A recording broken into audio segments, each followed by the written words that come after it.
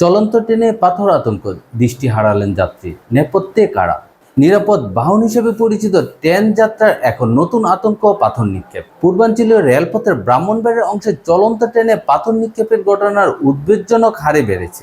সম্প্রতি দুর্বৃত্তদের ছোড়া পাথরের আঘাতে এক যাত্রীর চোখ চিরতরে নষ্ট হয়ে গেছে, আহত হয়েছেন আরও অনেকে। সাধারণ মানুষের অভিযোগ, এর নেপথ্যে সড়ক পরিবহন খাতের অসাধু চক্রের হাত থাকতে পারে। যদিও পুলিশ বলছে জড়িতদের শনাক্তের কাজ চলছে। দেশের পূর্বাঞ্চলীয় রেলপথের অত্যন্ত গুরুত্বপূর্ণ একটি অংশ বয়ে গেছে ব্রাহ্মণবাড়িয়া জেলার উপর দিয়ে। সম্প্রতি এই রুটে চলন্ত ট্রেনে পাথর নিক্ষেপের ঘটনা যেন নিত্য নৈমিত্তিক ব্যাপার হয়ে দাঁড়িয়েছে। রানিং অবস্থায় আমরা সবসময় আতঙ্কগ্রস্ত থাকি, যার কারণে আমাদের জানালা লাগায় সবসময় সতর্ক অবস্থায় কাজ করতে হয়। যেহেতু কখন পাথর নিক্ষেপ হয় বা ইয়ার কারণে আমরা আবার আক্রমণের শিকার হই। ইদানিং এগুলো খুব বেড়ে যাওয়াতে আমাদের অনেক ডিস্টার্ব আহত হয়েছে, অনেক যাত্রীও আহত এগুলোর জন্য। সারা দেশের মতো ব্রাহ্মণবাড়িয়া অংশেও যে রেলপথ আছে, রেলপথে চলন্ত ট্রেনের পাথর নিক্ষেপের পরিমাণটা ইদানিং আশঙ্কাজনক হারে বেড়ে গিয়েছে। আমরা সম্প্রতি দেখেছি যে অনেকেরই অঙ্গহানি হয়েছে।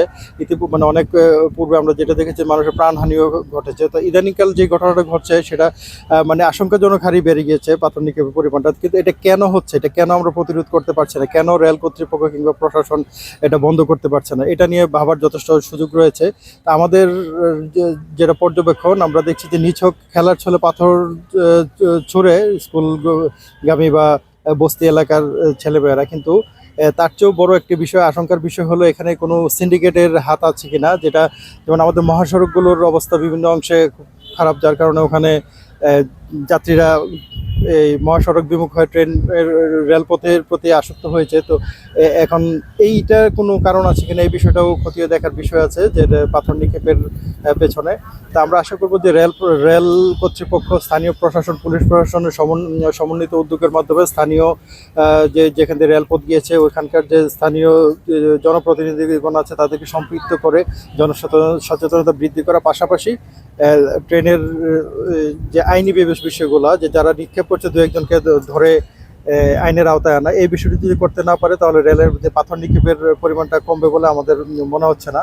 আরেকটি বিষয় হলো রেল কর্তৃপক্ষ যেটা করতে পারে, যে আমরা অনেক আগে থেকে এই করে আসছিলাম রেলকে, যে বিষয়টি দেখার জন্য যে ট্রেনের জানালার মধ্যে দুটি শাটার থাকে, একটি অ্যালুমিনিয়াম শাটার, একটি গ্লাস শাটার। ওটার পাশাপাশি একটা নেট শাটার দেওয়া যায় কিনা, যে যাত্রী অনিরাপদ বোধ করলে সে নেট শাটারটা এখানে ফেলে রাখলো, তাহলে সে নিরাপদ থাকলো। তো বিভিন্ন বিষয় আছে যেগুলো রেল কর্তৃপক্ষের উচিত যে পর্যবেক্ষণ করে, গবেষণা করে, যে অন্তত পাথর নিক্ষেপটা যেন না হয় ভবিষ্যতে, এটাতে যেন ক্ষতিগ্রস্ত না হয় যাত্রীরা, সেটা নিশ্চিত করা। গত 23 জুন রাতে ঢাকাগামী দ্রুনা এক্সপ্রেস আশুগঞ্জ তালশহর এলাকায় অতিক্রম করার সময় ঘটে এক ভয়াবহ ঘটনা।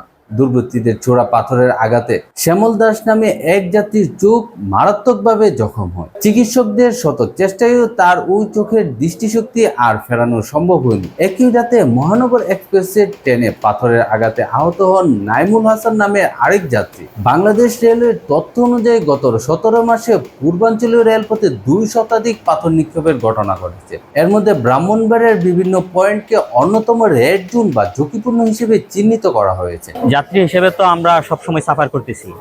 এটা আমি নিজেও 2017 সালে এই পাথর নিক্ষেপ দ্বারা আমি মাথায় ব্যথা পাইছিলাম, এখানে আমার 3টা সিলি লাগছিল।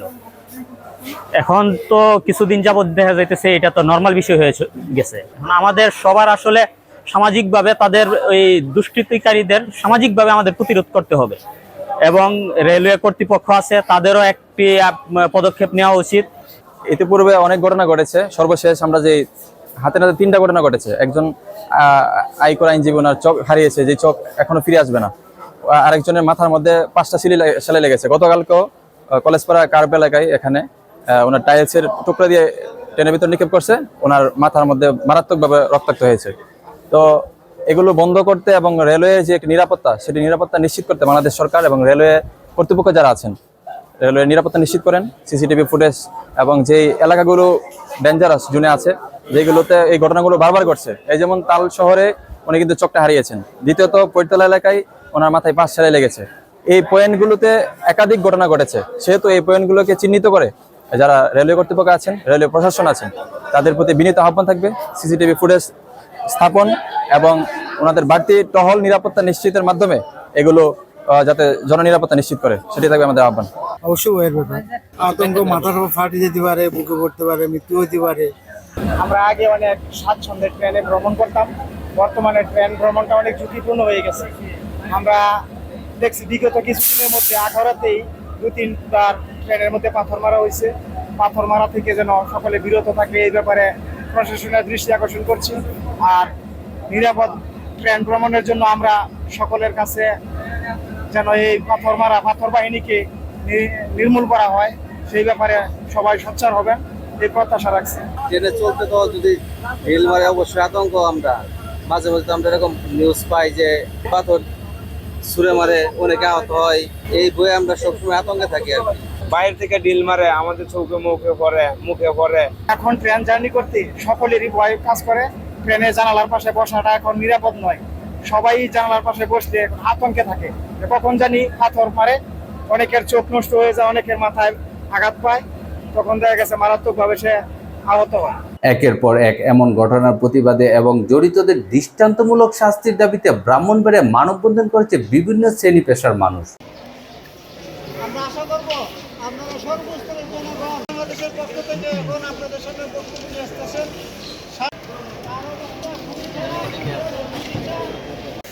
যাতে এই জিনিসটা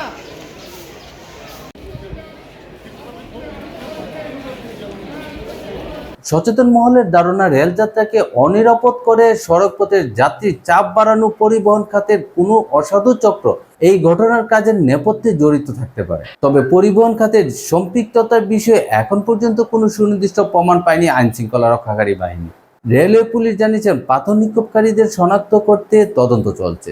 ঝুঁকিপূর্ণ এলাকাগুলোতে টহল ও নজরদারি বাড়ানো হয়েছে। পাথর নিক্ষেপ এটা একটা ক্রিমিনাল অফেন্স। বাংলাদেশ রেলওয়ে এটা সরকারের সম্পত্তি এবং পাথর নিক্ষেপের মাধ্যমে সরকারি সম্পত্তির ক্ষতি এবং ব্যক্তিগত জানমালের যে ক্ষতি করা হয় এটা একটা ক্রিমিনাল অফেন্স, একটা প্রিভিয়াস অফেন্স। এই সংক্রান্তে আমরা অভিযোগ পেলে মামলা রুজু করি এবং মামলায় অভিযুক্ত যে আসামিগুলো তাদের ধরার জন্য আমরা তৎপর থাকি। তো শুধুমাত্র আসামি ধরার মাধ্যমে এই ধরনের অপরাধ আসলে দূর করা সম্ভব না, কারণ এটা একটা সামাজিক সমস্যা।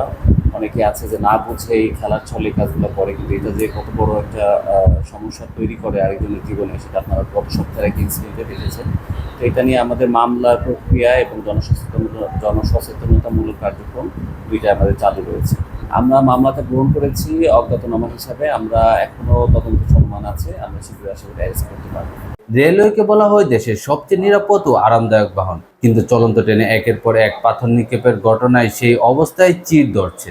ব্রাহ্মণবাড়িয়াবাসীর দাবি শুধু টহল বাড়ানোই নয়, বরং ঘটনার প্রকৃত নেপথ্যের কারণ উদ্ঘাটন করে দোষীদের এমন দৃষ্টান্তমূলক শাস্তি দেওয়া হোক যাতে ভবিষ্যতে কেউ এমন হীন কাজ করার সাহস না পায়। digitalbrahmanbaria.com আমরা স্বাধীনতা ও উন্নয়নে বিশ্বাসী।